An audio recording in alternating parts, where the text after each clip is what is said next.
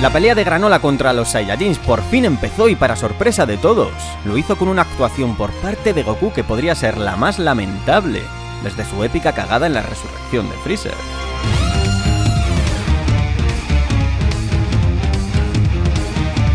Muy buenos días amigos míos, y gracias por acompañarme en este nuevo vídeo del canal. Hoy analizaremos y comentaremos en detalle el último manga 72 de la saga de Granola, por lo que te animo a quedarte hasta el final para descubrir cosas que quizás no notaste en una primera lectura.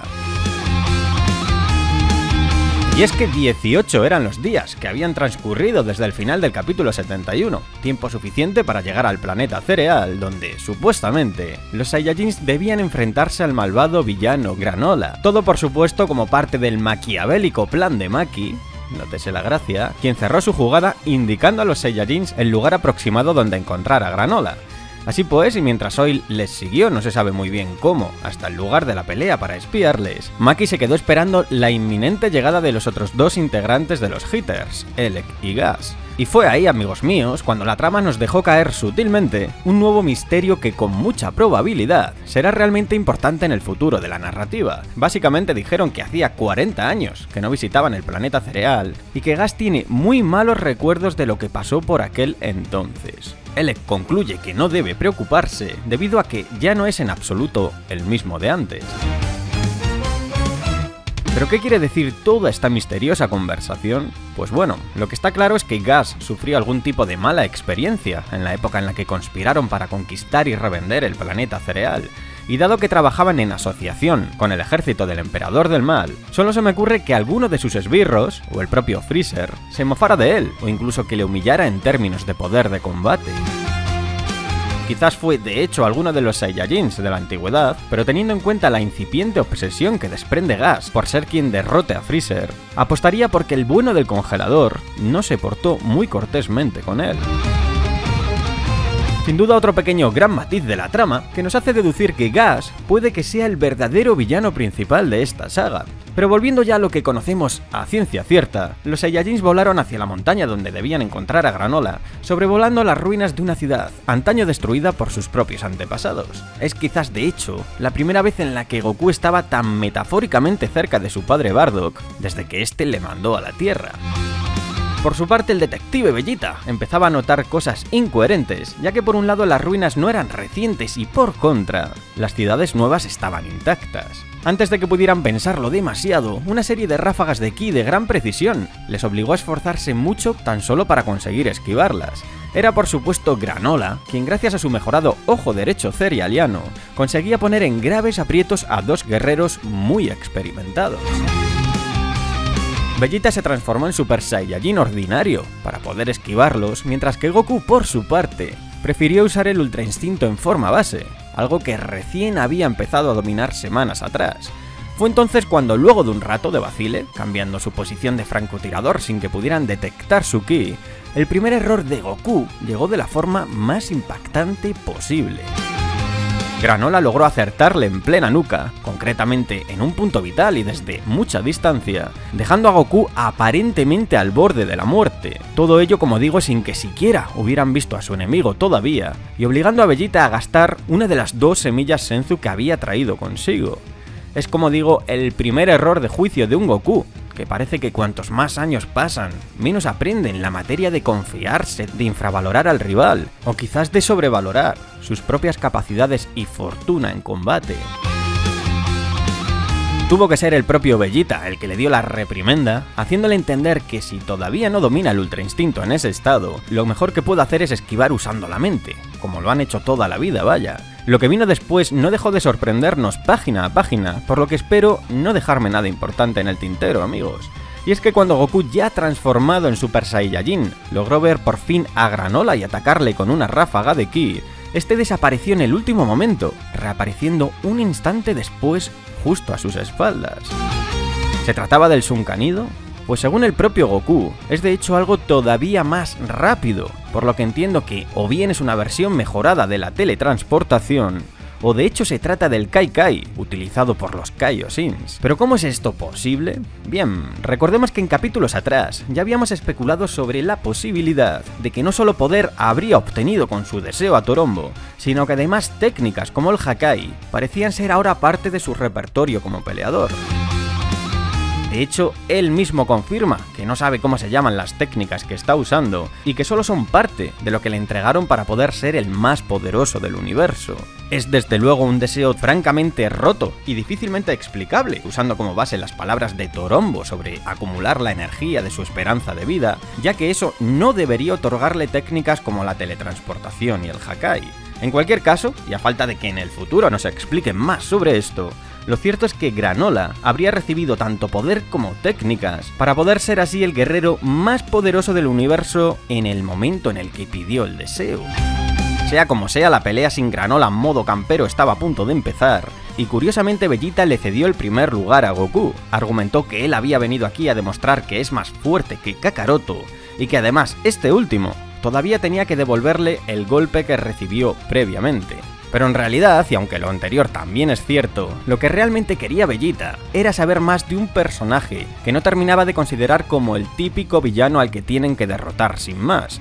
Estuvo todo el tiempo recopilando pistas y sacando conclusiones, mientras que el bueno de Goku no es que se luciera especialmente esta vez. Granola mencionó el modo Ozaru tras décadas sin tener relevancia en Dragon Ball, lo cual además de gustarnos como fans de toda la vida, no consiguió torcer demasiado el gesto de un Goku, que acto seguido pasó directamente al Super Saiyajin God. Es ciertamente curiosa la forma de ser de Granola, siendo un peleador más parecido a Trunks del futuro, alejándose de la costumbre de esperar a que el rival aumente su poder el tiempo que sea necesario, y gustándole más bien acabar con las peleas por la vía rápida sin mediar demasiadas palabras. Así las cosas, y luego de que Goku tuviera que recurrir al Ultra Instinto también en ese estado para esquivar los punzantes golpes del Cerealiano, este respondió con 10 ataques de ki tremendamente precisos, uno por cada dedo de sus manos. Unos ataques que Goku logró esquivar gracias a su todavía no perfeccionado Migate no Gokui, pero del cual cabe destacar que sí que era superior a su equivalente en forma base. Básicamente, cuanto mayor es la transformación, más preciso es el Ultra Instinto, hasta llegar al culmen de la forma de pelo plateado. Y fue ahí una vez más cuando el Saiyajin demostró que todavía tiene mucho que aprender a pesar de las innumerables batallas que lleva encima. Bajó la guardia una vez más, casi como si esperase otra pequeña charlita con Granola por haber esquivado tan grácilmente sus ataques. Quizás fue por hábito de los enemigos típicos de Dragon Ball a los que ha enfrentado, pero en cualquier caso un mal hábito que le llevó a recibir otro golpe en un punto vital de su cuerpo.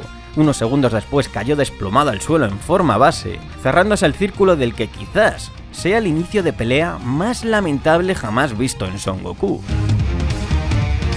Es posible que hubiera pasado lo mismo en su día, si él hubiera enfrentado al asesino Hit en primer lugar. Nunca lo sabremos con seguridad. Pero lo cierto es que ni siquiera con él, que tenía una forma de pelear similar, tuvo tantos problemas. Por cierto, es de suponer que esta vez no necesitó una semilla Senzu, gracias a la fortaleza que le otorgaba la forma de Dios Super Saiyajin. Dicho eso, las revelaciones acerca del poder de Granola continuaron sucediéndose, y más concretamente en lo referente a las habilidades de su ojo derecho cerealiano, el más preciso de todo el universo. Con él no solo puede apuntar a grandes distancias y con una precisión absoluta, sino que puede observar el movimiento de los músculos y el fluir de la sangre en plena batalla, para así detectar y luego atacar a los puntos vitales de sus rivales. Así de impactante, amigos, todo ello mientras comprendía la existencia del Ultra Instinto, esténse atentos porque es muy probable que lo use más adelante, y al mismo tiempo que también reveló que con su ojo derecho puede detectar cuando un rival no está mostrando todo su poder. Toda una locura las habilidades que apenas estamos descubriendo de Granola y que nos situaban cerca del final del capítulo. Todavía quedaba la transformación de Goku en Super Saiyajin azul y una frase que seguramente sea decisiva en el futuro. El Saiyajin se sorprende mucho cuando Granola desata su poder, pero asegura que él también ha estado entrenando duro últimamente, así que no debería estar tan seguro de su condición del más fuerte del universo. Y esto es justo de lo que hemos hablado varias veces en el pasado. Mientras que Granola se conformó con su poder tras pedir el deseo a Torombo, los Saiyajins han continuado entrenando y por ende es muy posible que ya haya sido superado en términos de poder bruto por ambos. Sea como fuere, y tras una pose casi idéntica a la de la película de Broly, Goku inició una pelea en Super Saiyajin Azul que pareció estar más igualada que antes, pero que supondría el final de las escenas de lucha del capítulo. Y es que el manga se cerró con Vegeta descubriendo una vieja huella de Ozaru, cual arqueólogo Saiyajin, y diciendo lo siguiente: ahora todo tiene sentido, creo saber quién es él. Todo un misterio la frase de Vegeta, que podría indicar que conoce a Granola, que ha oído hablar de su especie, que estuvo incluso en la conquista, como sugieren algunos, o sencillamente que por su condición de príncipe llegó a sus oídos la conquista de dicho planeta en su día. Pero claro, también hay quien teoriza con que Granola sea un híbrido entre Cerealiano y Saiyajin, lo cual por supuesto de momento no está sustentado por ninguna prueba real, aunque sería digno de la mejor de las telenovelas. En el siguiente episodio es muy probable que Vegeta interrumpa la pelea para hablar con Granola y que se termine de destapar el pastel de su venganza contra Freezer. Si consiguen hablar lo suficiente con él, lo normal es que logren que entre en razón, que entienda que Goku y Vegeta no son sus enemigos, y entonces el foco recaería directamente en los Hitters y en Freezer. Unos Hitters que ahora mismo estarán buscando las Dragon Balls en el planeta Cereal, y que si llegan a tiempo de invocarlo, le darán otra vuelta a la tortilla de la trama. Faltaría entonces por ver qué sucesos desencadenaría tal situación, y cómo y cuándo entraría Freezer en escena. Yo por mi parte me despido otorgándole un notable a un episodio que no me pareció tan destacable como el anterior, pero que igualmente mantiene un nivel bastante alto. Si te ha gustado el vídeo no te olvides de dejarme like, suscripción y el resto de cositas que ya todos sabemos. Hasta el próximo vídeo amigos, agradéis a Monaka.